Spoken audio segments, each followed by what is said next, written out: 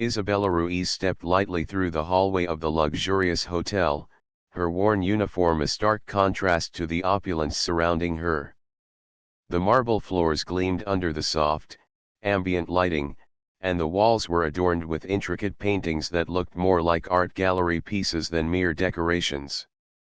She moved quietly, her shoes barely making a sound as she navigated the corridors, a silent presence in a world of gold and crystal. It was a world she wasn't part of, at least not in the way that mattered. To the guests, she was invisible, nothing more than a nameless, faceless worker who existed solely to make their stay more comfortable. Her life outside the hotel mirrored the quiet, modest existence she led within it. Isabella's small apartment was tucked on the outskirts of the city, a far cry from the towering skyscrapers and expensive condos of downtown. It was simple, with bare walls and little decoration, but it was hers, a space where she could escape the harshness of the world, even if just for a few hours. She had dreams that felt distant and out of reach, like stars that only shone brightly for others but never for her. She longed to own her own business, to be her own boss, to build something lasting and meaningful. But the reality of her life made it difficult to hold onto those dreams. She was bound by financial constraints, by the constant grind of survival, and by a society that had long placed people like her at the bottom of its ladder. It was easy to feel forgotten when the world around you seemed to be designed for people who could afford to climb higher. Isabella had been a maid at the hotel for years, and she had grown accustomed to the way guests looked at her as if she were nothing more than a tool to be used and discarded. Some would smile at her with a polite indifference, while others would ignore her completely. A few treated her with outright disdain, as though she were beneath them. She had learned long ago not to take offense, to wear the invisible armor of humility and patience. It was part of the job after all. What else was she supposed to do? She couldn't afford to speak out, couldn't afford to make waves. A job like hers was a privilege for someone in her position, and it was one that she couldn't afford to lose. One morning, she was assigned to clean a suite occupied by one of the hotel's more prominent guests, Mr. Harris, a wealthy businessman who frequented the hotel for meetings and conferences. She had seen him a few times before, always with a large entourage of associates and a presence that seemed to demand respect. Mr. Harris was the type of man who believed that the world owed him everything, and he made sure that everyone around him knew it. Isabella had learned to keep her distance from such guests, to do her job quietly and without causing any disruption. But today, the events that unfolded would shake her in ways she could not anticipate. She entered the suite, pushing the cleaning cart ahead of her. The room was pristine, as it always was when she was assigned to it. She moved quickly, methodically, as she gathered the towels and linens. Her mind was focused on the task at hand, on the routine that had become so familiar to her over the years. As she made her way toward the bedside table, her hand brushed against the edge of a coffee cup that had been left on the nightstand. The cup wobbled, and before she could react, it tipped over, spilling its contents onto the white linen cloth beneath it. Isabella froze, her heart skipping a beat. She had worked in this hotel long enough to know that accidents like this were not to be tolerated. She quickly reached for the towel to clean up the mess, but before she could, a sharp voice cut through the air. "Do you have any idea what you've just done?" Mr. Harris's voice was cold, his tone filled with irritation. Isabella looked up, startled, to see him standing by the door, his eyes narrowed in frustration. He was well dressed, as always, his suit perfectly tailored, his hair combed back with an almost military precision. He looked like a man accustomed to getting his way, a man who expected perfection. I'm so sorry, sir," Isabella stammered, her face flushing with embarrassment. "I'll clean it right away." Sorry. He scoffed, his voice dripping with contempt. Do you even understand the gravity of what you've done? You've ruined everything. You're completely incompetent. His words were harsh, each one like a slap to her face. The indignation in his eyes felt like a judgment on everything she was, everything she had worked so hard for. You people are all the same, he continued, his voice rising. Unworthy of the jobs you have. You should be grateful to be in a place like this. Isabella's hands shook as she wiped at the spilled coffee, the stain spreading across the linen like an indelible mark. Her throat tightened with the sting of his words, but she forced herself to keep her composure. She couldn't afford to fight back. She couldn't afford to lose her job over something as trivial as a spilled cup of coffee. I truly apologize, sir. I'll fix it immediately. She could feel the weight of his gaze on her as she finished cleaning, the silence between them suffocating. His disdain was palpable, as if she were a mere inconvenience to his day. When she finished, she stood, keeping her eyes downcast, careful not to make eye contact. She had never felt smaller in her life. Just get out of here, he snapped, his voice sharp. And don't let this happen again. Isabella nodded silently and left the room, her heart heavy with the weight of his words. As she stepped into the hallway, she took a deep breath, forcing the tears that threatened to spill back into her eyes. She had always told herself she was above letting others' opinions affect her. But Mr. Harris's words cut deeper than she expected. She had spent years working hard to prove her worth to a world that seemed determined to see her as nothing more than a maid, a person whose job was to serve and be overlooked. But something shifted inside her that day. As she walked down the hallway, her hands clenched into fists. His words, though painful, ignited something in her, a spark that she hadn't realized was there before. She was tired of being treated as insignificant. Tired of feeling small. Tired of being defined by the job she did, rather than the person she was. That night, after returning to her small apartment, Isabella sat on the edge of her bed, her thoughts racing. The desire for change, for something better, burned within her. She didn't know how, but she vowed to herself that she would prove Mr. Harris, and everyone like him, wrong. She would show them that she was worth more than the life they had decided for her.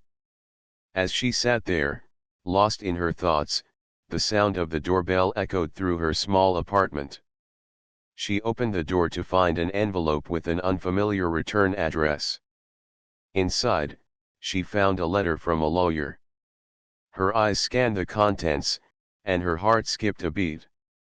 She had inherited a fortune from a relative she barely knew, an inheritance that included ownership of the very hotel where she worked. The words blurred before her eyes. This couldn't be real. Isabella sat in the lawyer's office, her hands trembling as she stared at the documents in front of her. The lawyer, a stern-looking man with graying hair and a stern demeanor, had just explained the situation in excruciating detail. The words didn't quite register at first, their meaning floating just out of reach like a distant echo. She blinked and glanced down at the paper again. The letters seemed to blur together as the shock began to settle in. She had never been someone to dream of wealth or status. Her life had been quiet, simple, a routine marked by early mornings and late nights spent cleaning the rooms of guests at the luxurious hotel that had always seemed so far out of her reach. And now, the idea that she, Isabella, the maid, was supposed to inherit the entire hotel felt like a cruel joke. She looked up at the lawyer, her voice barely a whisper. This can't be right. I'm just a maid. How could I possibly inherit something like this? The lawyer didn't respond immediately. Instead, he slid over a thick stack of documents. The papers were official, stamped with seals, signed by the previous owner, and all pointing to one inevitable conclusion: Isabella was now the sole owner of the hotel. She had no idea how this had happened, how this had come to be, but the evidence was irrefutable. Her name was printed clearly on the title deeds, right there next to the hotel's name. She was no longer just an employee, she was its owner. Her mind spun. She looked around the lawyer's office, the shelves filled with expensive books, the plush furniture, and the polished wood floors. It was all so foreign to her. She had never thought much about money, never thought about power or privilege. She was content in her small, humble life. She had never sought anything more than enough to make ends meet. But now she was faced with a completely different reality, one that felt as though it had been thrust upon her without warning. The lawyer began explaining the details of the inheritance, the paperwork she would need to sign, and the responsibilities she would have to undertake as the new owner. But Isabella barely heard him. The words washed over her, a steady stream of unfamiliar jargon and complex terms she could barely understand. She was drowning in confusion, and yet, at the same time, there was a faint glimmer of something else: excitement, perhaps. Or was it fear? She left the lawyer's office in a daze, the documents clutched tightly to her chest as though they were a lifeline. She had to process everything: her thoughts, her emotions, everything. She wasn't sure how to feel, much less what to do next. The world she had known, the world of cleaning rooms and serving guests with a polite smile, had been so predictable, so safe. But now, she was suddenly thrust into a world she didn't understand, one of luxury, high expectations, and power. That night, as she lay in bed staring at the ceiling, Isabella's mind raced. She couldn't sleep. Every time she closed her eyes, images of the hotel, its grand lobby, its expensive furnishings, the faces of the guests she had once served filled her thoughts. She had worked there for years, but she had never considered herself a part of it. It was a place for people far above her station. She had never belonged. Now, she was its owner. The very idea felt like a fantasy, an impossible dream she had never even dared to dream. But reality had a way of setting in quickly. The next day, as she stepped into the hotel, everything felt different. The staff who had always greeted her with polite indifference now looked at her with a mixture of surprise and skepticism. She was no longer the maid, the one who cleaned the rooms and kept the place running behind the scenes. She was the one in charge. The one they had to answer to. And some of them didn't seem thrilled about it. Mr. Harris, the hotel's longtime manager, was the most vocal. He had been with the hotel for decades, managing its operations with an iron grip. Isabella had always admired his competence, his calm demeanor, and the way he seemed to command respect from everyone around him. But now, as she stood in front of him in her new role, she could see the doubt in his eyes. "You do realize, Miss Isabella, that running a hotel is no simple task.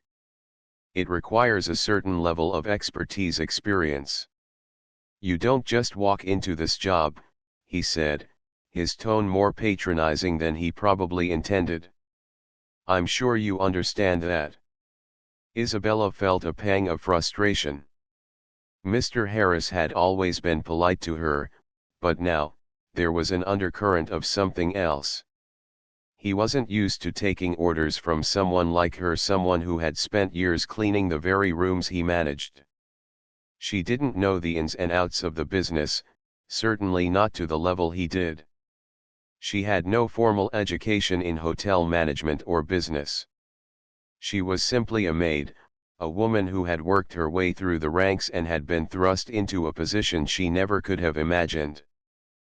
But one thing she did know was that she wasn't going to let anyone undermine her simply because of her past.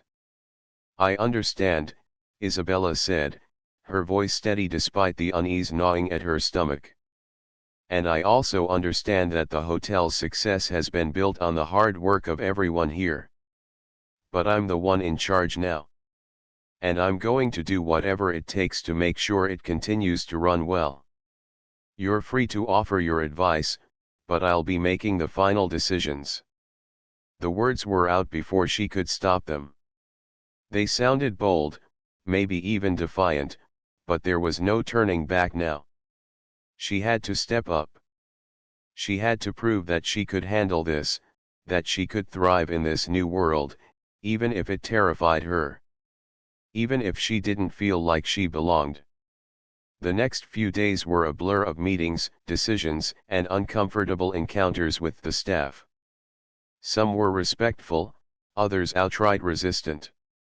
They didn't trust her, didn't believe in her abilities, and why should they? To them, she was just a maid who had somehow found herself at the top of the hierarchy. But Isabella could feel the weight of her responsibility. She wasn't just managing a hotel, she was managing her own transformation, her own journey from an ordinary woman into someone who would need to make extraordinary decisions. And that was when she made her first executive decision: she would oversee the hotel's management herself. She didn't know what she was doing yet, didn't have all the answers, but she was going to learn. She would surround herself with people who could help her, experts in their fields, but in the end, it would be her choice. It was her responsibility now, and she wasn't going to back down. She wasn't sure what the future held, but in that moment, Isabella knew one thing for certain: she would rise to the challenge. She would make sure the hotel succeeded. And, more importantly, she would prove to herself that she could live in this new reality. She belonged here, whether she had to fight for it or not. Isabella's first day as the owner of the historic hotel was nothing like she had imagined. What had seemed like a glamorous responsibility now felt like an overwhelming and chaotic whirlwind. She walked into the grand lobby, the weight of the keys to the establishment heavy in her hand, ready to take the reins of the business that had once been her family's pride and joy. But the reality of running the hotel hit her quickly, and it was nothing like the idea she had romanticized. The morning started with a pile of paperwork waiting for her on her desk: contracts, maintenance reports, budget sheets, and guest feedback forms. She quickly realized how deep the operational demands of the hotel went. Every corner of the business had its own complexities, from ensuring that the aging infrastructure was well maintained to managing the increasingly demanding and high-maintenance clientele. She wasn't just overseeing a business, she was running an intricate system of needs, expectations, and obligations. She had inherited a legacy, but she also had inherited a set of problems that she had never fully understood. The hotel's aging infrastructure, once the hallmark of its charm, was now a liability. The plumbing was outdated, the electrical systems needed upgrades, and the heating system in some of the rooms had been malfunctioning for weeks. Isabella immediately knew she needed a strategy to address these problems, but the scope of the repairs was massive and expensive. She spent much of her first day meeting with contractors, reviewing estimates, and organizing work schedules, all while trying to keep a smile on her face for the guests. Speaking of guests, Isabella quickly realized that managing them would be no small feat. The hotel catered primarily to a wealthy and demanding clientele: business executives, politicians, and high-profile guests. Most of them expected the best, and they expected it immediately. Their requests ranged from the mundane to the outrageous: late-night room service orders, spontaneous dinner reservations, demands for specific brand toiletries, and last-minute changes to their itineraries. By midday, Isabella had already dealt with 2 guest complaints about the room temperatures, One incident involving a misplaced reservation, and an upset guest who insisted on speaking to the manager after they were unable to find a parking spot close to the entrance. She had hoped that stepping into her family's shoes would come with a certain sense of authority, but the reality was much more grueling. However, it wasn't just the guests who posed challenges. The hotel's staff, who had been loyal to her family for years, was skeptical of Isabella's ability to manage. Many had worked under her father and grandmother for decades, and now they were being asked to answer to someone much younger and less experienced. Isabella could see their reluctance, their guardedness. They were polite but distant, offering only the bare minimum of cooperation. Her thoughts were interrupted when a familiar voice boomed from the lobby, cutting through the tension like a knife. Mr. Harris, the arrogant guest from Chapter 1, had returned. He was the one who had insulted the maid during his last stay, making cruel comments about her appearance and dignity. Isabella had heard about the incident, but now she saw him in person again, strolling into the hotel with an air of entitlement that she remembered all too well. Mr. Harris, unaware that Isabella was now the new owner, walked straight to the front desk. He took one look at Isabella and raised an eyebrow. "I assume you're just a figurehead here, aren't you?" he said condescendingly, eyeing her from head to toe with a dismissive smirk. "Let me speak to the real manager." Isabella's stomach tightened. She could feel the anger bubbling up inside her, but she also felt the weight of her newfound position. This was her moment to establish herself as more than just a figurehead. She wasn't just the granddaughter of the previous owners anymore, she was the one in charge now. She took a deep breath and calmly approached Mr. Harris, the smile on her face perfectly composed. "Mr. Harris, I believe you've misunderstood," she said coolly, meeting his gaze. "I'm the new owner of this hotel. I'll be taking care of your reservation for you." Her voice was firm, with a tone of authority that surprised even her. His eyes widened for a moment, the realization of who he was speaking to sinking in. But he quickly recovered, a sneer curling on his lips. "Owner? I thought the D'Alessio family was supposed to have taste and sophistication, but you," he trailed off, his words dripping with scorn. Isabella's smile didn't falter. "Your reservation has been cancelled," she said, her voice even and resolute. "I'm afraid I can't accommodate your behavior here." Mr. Harris opened his mouth to argue, but Isabella held up a hand, silencing him. "Please, take your things and leave. You won't be welcome here again." The lobby fell silent. Isabella could feel the weight of every set of eyes on her, both staff and guests alike. The atmosphere had shifted in an instant. It wasn't just the guests who watched in surprise, it was the staff too, many of whom had quietly tolerated Mr. Harris's entitled attitude during his previous stays. A few of them exchanged glances, their expressions more approving than she had expected. The moment was fleeting, but the impact was real. The staff, once hesitant and reserved, began to warm to her, respecting the way she handled the situation. Guests, too, took note. Word quickly spread that the new owner was not someone to be trifled with, and that kind of authority was a welcome change. However, Isabella's small victory was short-lived. That evening, when she sat down with the hotel's financial reports, the full extent of her inheritance's problems came into sharp focus. The hotel was in trouble, deep trouble. It wasn't just the aging infrastructure that needed fixing, the financial health of the business was in serious decline. Debts had mounted over the years, and loyal customers were slowly drifting away, turning to more modern, luxurious alternatives. She glanced at the numbers again, as if they might change, but they didn't. The hotel was struggling to stay afloat. The maintenance costs alone were enough to drain its resources, and without a major overhaul, it seemed unlikely the business could turn a profit. Isabella felt a knot in her stomach as the reality of her inheritance hit her. It wasn't just a gift, it was a responsibility. One that might overwhelm her. She had always dreamed of this moment, the day when she would step into her family's shoes. But now, she had to confront the truth. Her inheritance was not the exciting opportunity she had imagined. It was a massive challenge, one that would require every ounce of strength and skill she had to navigate. The stakes had risen, and Isabella had no choice but to rise with them. With her first day behind her, she knew the road ahead would be fraught with difficulties, both personal and professional.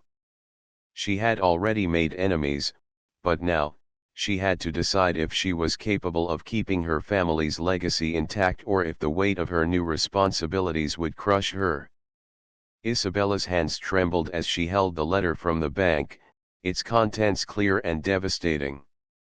The hotel, her life's work, was facing foreclosure. The realization hit her like a punch to the stomach. The debts had piled up higher than she ever imagined, and now the investors, those faceless figures who held the strings to her dream, were threatening to pull out unless immediate, drastic changes were made. The weight of it all pressed down on her chest. She had fought so hard to restore the hotel, to bring it back to its former glory, but now it seemed like everything was slipping through her fingers. She had always been the one to keep things in order, to maintain the facade of control, even when everything felt like it was falling apart. But the truth was, Isabella had never truly known how precarious the hotel's situation had been.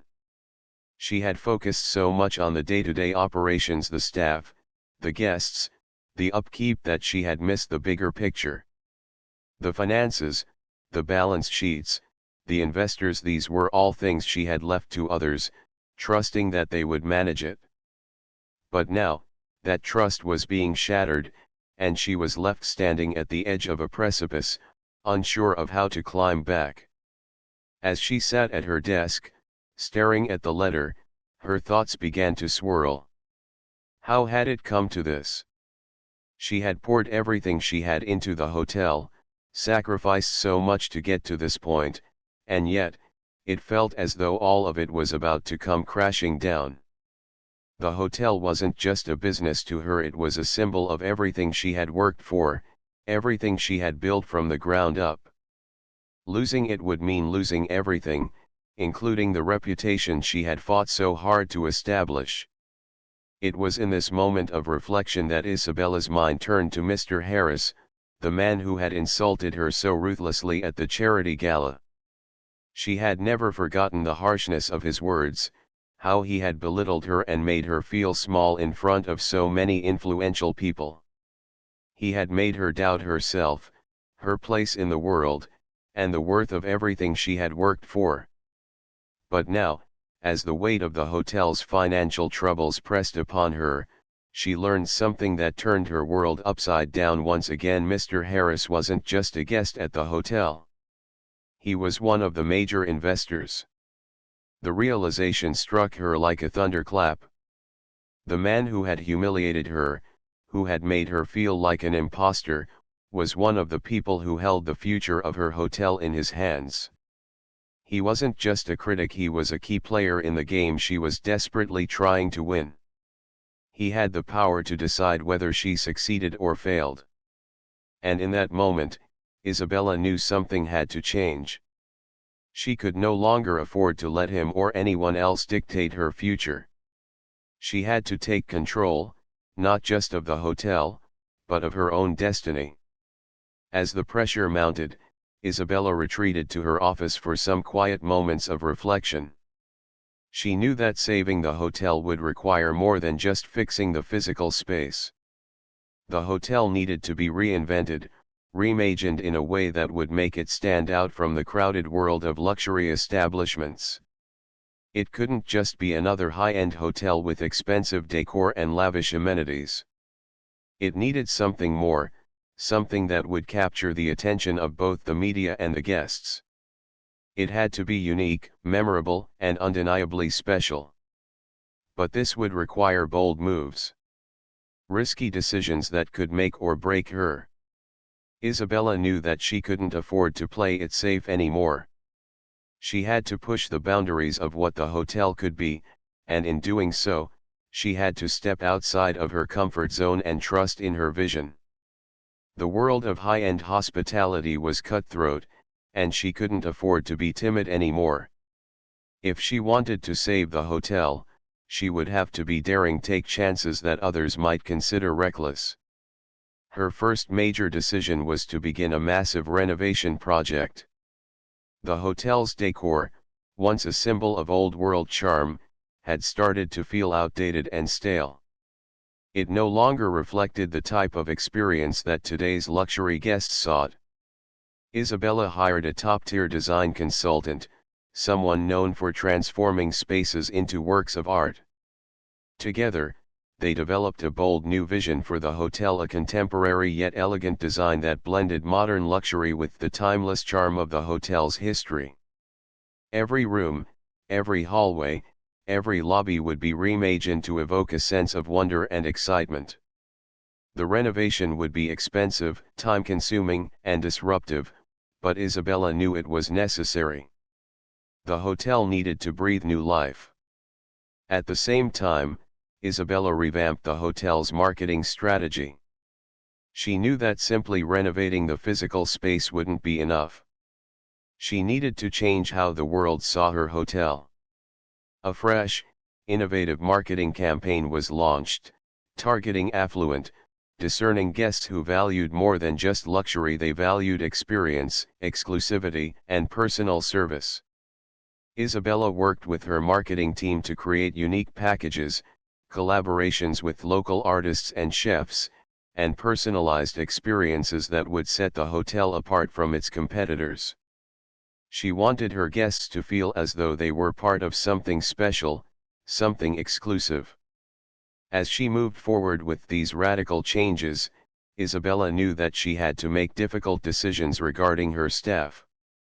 Some of the employees who had been with the hotel for years were resistant to the changes, afraid of what the future might bring. Others lacked the ambition or skill to adapt to the new direction she was taking. In the face of these challenges, Isabella made the tough call to restructure the team. She hired new management, brought in specialists to train staff in delivering top-tier customer service, and made sure that every employee understood the vision for the hotel's future. She couldn't afford to have anyone who wasn't fully committed to her dream. As the renovation took shape and the marketing campaign gained traction, Isabella felt the weight of her decisions pressing down on her. The financial and emotional costs of her choices were immense. Every day, she faced new challenges, new obstacles that seemed to threaten the success of her plan. But she kept moving forward. There was no turning back now. If she was going to save the hotel, she had to push through, no matter the cost. And then, the final confrontation came. Isabella requested a private meeting with Mr. Harris, the man who had once insulted her and whose investments could determine the future of the hotel. She knew that he was one of the people who could make or break her, and it was time to take the next step in reclaiming control. Sitting across from him in the sleek, minimalist meeting room, Isabella looked him in the eye with a calm, unwavering gaze. "I'm willing to buy you out," she said, her voice firm and resolute. "I'll take full control of the hotel, and I no longer care about your approval." The words hung in the air between them, and for the first time in their interactions, Isabella felt no fear. She wasn't the timid maid anymore. She was the boss, the one in charge. She was ready to take control of her destiny, to lead the hotel into a new era of success. In that moment, everything had shifted. Isabella had made the decision to step into the light, to take her future into her own hands. And she was ready to face whatever challenges came next. Isabella's bold decisions have set her on a path that is both rewarding and fraught with challenges. The renovations she initiated, alongside the new marketing strategies, are beginning to show signs of success. The once dilapidated hotel, now rejuvenated with fresh designs and a more modern approach, is slowly regaining its reputation. Guests are returning, and the reviews, though still mixed, are beginning to reflect the improvements. The financial troubles that had threatened to engulf the hotel aren't entirely behind her, but there are signs of progress, slow and steady. Cash flow is increasing, and the future no longer looks as grim as it once did. However, the road to recovery is far from smooth. Some of the investors, skeptical from the outset, remain doubtful about the long-term success of her vision. Their patience is wearing thin, and they question whether Isabella's leadership will truly turn the hotel into a profitable business. Despite the positive trends, the lingering uncertainty about the hotel's future continues to cast a shadow over her achievements. The investors' unease creates a sense of pressure that Isabella can't shake, as she knows that their continued support is essential for the hotel's survival. She's aware that one misstep could undo all the progress she's made. The employees, too, are uncertain about their future.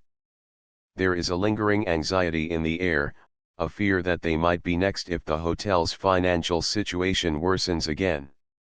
While Isabella has worked hard to create a more positive work environment, the fear of instability remains a constant presence in the minds of the staff. They are grateful for the renovations and the improved guest experiences, but many of them are still unsure about whether their jobs are truly secure in the long term. The balance between maintaining morale and addressing the ongoing financial concerns becomes increasingly difficult for Isabella. She struggles with how to inspire confidence in a workforce that is wary of the hotel's future. On a personal level, the demands of Isabella's new role as the hotel's owner have consumed her in ways she hadn't anticipated. Her once balanced life, where she could make time for family and friends, has now shifted into something more solitary and obsessive. The hotel demands her attention at all hours, from early mornings meeting with contractors to late nights dealing with investor concerns and employee issues. She finds herself unable to carve out time for the people she loves, and as a result, her relationships suffer. Her family, who had once been her biggest support system, now feels neglected. They can see the toll the hotel is taking on her, both emotionally and physically, but they don't know how to reach her. Isabella is too consumed by the day-to-day struggles of managing the hotel to notice the widening gap between herself and the people who matter most. The strain in Isabella's personal life is compounded by the growing tension between her and Mr. Harris, one of the hotel's key figures. Once a trusted ally, Harris now views Isabella as a threat to his position and influence within the company. He begins to actively undermine her at every turn, subtly sabotaging her efforts and spreading rumors about her ability to manage the hotel. He questions her decisions in meetings, and more insidiously, he starts to turn others against her, whispering doubts into the ears of employees and investors alike. Harris's actions only intensify Isabella's stress, as she finds herself having to deal not only with the financial struggles of the hotel but also with a growing sense of betrayal from someone she had trusted. Despite the sabotage, Isabella refuses to back down. She presses on, determined to prove herself and secure the hotel's future. She's learning on the job, picking up new leadership skills as she goes. There are moments when she doubts herself, when the weight of the responsibility feels too heavy, but she knows she cannot afford to falter. She's learning to trust her instincts, to make decisions quickly and decisively. She also begins to realize that leadership isn't just about intellect and strategy, it's about empathy, understanding people, and building relationships. She starts to focus on the emotional needs of her employees, listening to their concerns and offering support where she can. Slowly, she earns the respect of those around her, even though the battle against Harris continues to loom large. As Isabella's confidence grows, she starts to notice subtle shifts in the atmosphere. Her decision-making becomes more intuitive, more in tune with both the needs of the hotel and the people working for her. She realizes that in order to succeed, she can't just rely on her intellect, she must also lean into her ability to connect with others. Whether it's having a genuine conversation with an anxious employee or negotiating with a tough investor, she learns that her strength lies not only in her ideas but in her ability to inspire trust in those around her. This realization marks a pivotal moment in her journey, as she begins to understand the true nature of leadership. Amidst the struggle